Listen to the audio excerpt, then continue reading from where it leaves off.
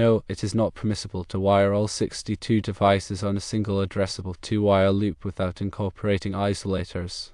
The primary reason for this restriction is the necessity of isolators to effectively segregate sections of the loop in the event of a fault or short circuit.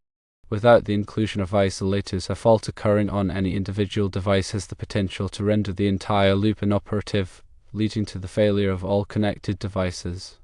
NFPA 72, the National Fire Alarm and Signaling Code, stipulates specific limitations on addressable loops, restricting them to a maximum of 200 devices or a total length of 6,600 feet, with whichever limit is reached first taking precedence.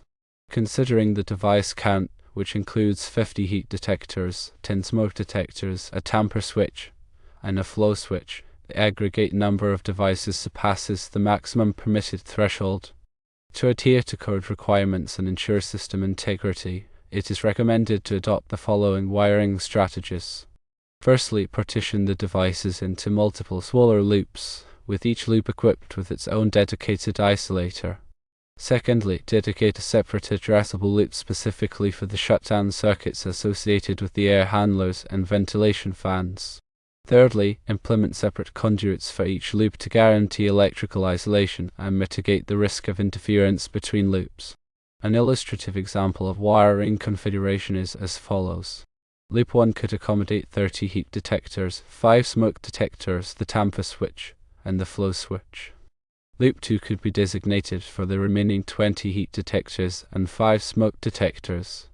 Loop 3 could be exclusively used for the shutdown circuits of the 10 air handlers, and Loop 4 could be allocated to the shutdown circuits of the 4 ventilation fans. This configuration ensures that a fault occurring on one loop will not propagate to other loops, thereby preserving the overall system reliability and ensuring compliance with the stipulations outlined in NFPA 72. Isolators are crucial components in addressable fire alarm systems. They serve to isolate sections of the loop in the event of a short circuit or ground fault. Without isolators, a single fault can disable the entire loop, rendering all connected devices useless. The location of isolators is critical for effective fault isolation. They should be placed strategically to minimize the number of devices affected by a single fault. A common practice is to place isolators at the beginning and end of each zone or floor. The National Fire Protection Association NFPA sets standards for fire alarm systems, including requirements for isolators. NFPA 72, the National Fire Alarm and Signaling Code, provides guidelines on the number of devices allowed per loop, the maximum loop length, and the placement of isolators. Understanding NFPA 72 is essential for designing and installing compliant fire alarm systems. The maximum number of devices on an addressable loop is limited by NFPA 72. This limit depends on the type of devices and the loop's communication protocol. Exceeding the maximum number of devices can lead to unreliable communication and system failure. The maximum loop length is also limited by NFPA 72. This limit depends on the wire gauge and the loop's communication protocol. Exceeding the maximum loop length can result in signal degradation and communication errors. The type of wire used for the addressable loop is crucial for reliable communication. Shielded twisted pair wire is often recommended to minimize interference and ensure signal integrity. The wire gauge should be selected based on the loop length and the current requirements of the devices. The Addressable Fire Alarm Control Panel (FAC) is the central component of the fire alarm system. It monitors the status of all connected devices, initiates alarms, and controls notification appliances. The FAP should be selected based on the size and complexity of the building. Programming the FAP is essential for proper system operation. The FAP must be programmed to recognize each device's address, configure alarm responses, and enable or disable features. Proper programming ensures that the system operates as intended. Addressable smoke detectors use photoelectric or ionization technology to detect smoke particles. Photoelectric detectors are more sensitive to smoldering fires, while ionization detectors are more sensitive to fast-flaming fires. The selection of smoke detector type depends on the specific application and the potential fire hazards. Addressable heat detectors respond to changes in temperature. Fixed temperature detectors activate when a specific temperature is reached, while rate of rise detectors activate when the temperature increases rapidly. Heat detectors are commonly used in areas where smoke detectors are not suitable, such as kitchens and garages. Addressable pull stations allow occupants to manually initiate a fire alarm. Pull stations should be located in accessible locations throughout the building, such as near exits and stairwells. Addressable notification appliances, such as horns, strobes, and speakers, alert occupants to a fire. The placement and audibility of notification appliances are critical for ensuring that all occupants are notified in a timely manner. The shutdown circuits for air handlers and ventilation fans are essential for preventing the spread of smoke and fire. These circuits should be designed to automatically shut down the equipment upon activation of the fire alarm system. The tamper switch monitors the status of the fire protection system components, such as sprinkler control valves and fire pump controllers. A tamper switch activation indicates that a component has been tampered with or is not in its normal operating position. The flow switch monitors the flow of water in the sprinkler system. A flow switch activation indicates that a sprinkler head has activated, which could indicate a fire. Regular testing and maintenance are essential for ensuring the reliability of the fire alarm system. Testing should be performed in accordance with NFPA 72 and the manufacturer's recommendations. Maintenance should include cleaning devices, inspecting wiring, and verifying system operation. Documentation of the fire alarm system is crucial for troubleshooting and future maintenance. Documentation should include wiring diagrams, device locations, and programming information. Proper documentation can save time and effort when diagnosing problems or making changes to the system. Troubleshooting a fire alarm system requires a systematic approach.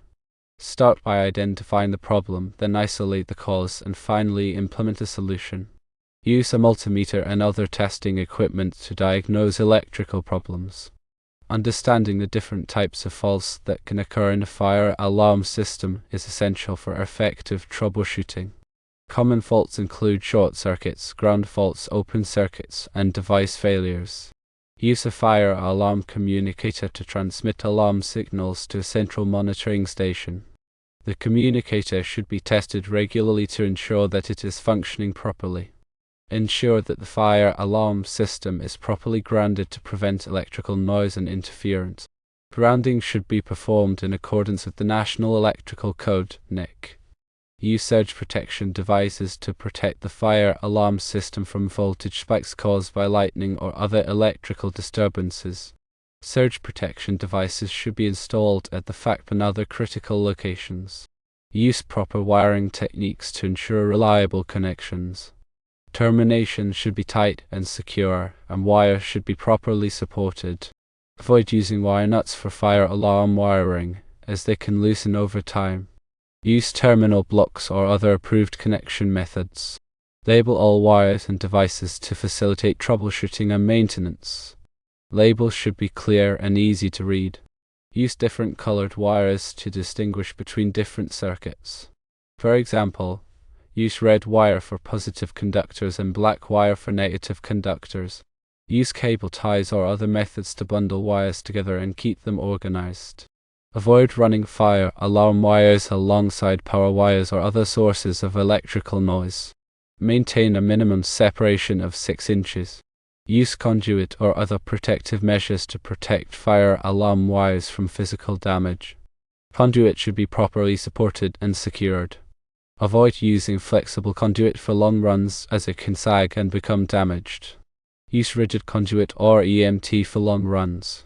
Ensure that all fire alarm equipment is installed in accordance with the manufacturer's instructions. Follow the manufacturer's recommendations for mounting heights, spacing, and other installation requirements. Obtain the necessary permits and inspections before installing or modifying a fire alarm system.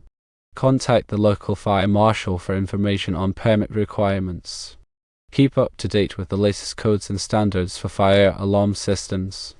Attend training courses and seminars to learn about new technologies and best practices. Join a professional organization, such as the National Fire Protection Association, to stay informed about industry news and trends. Consult with a qualified fire alarm engineer or technician for complex projects. A qualified professional can help you design and install a system that meets your specific needs and complies with all applicable codes and standards.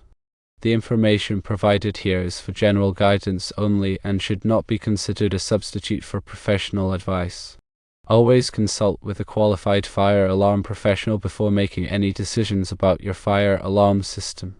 Failure to comply with applicable codes and standards can result in fines, penalties, and potential liability in the event of a fire.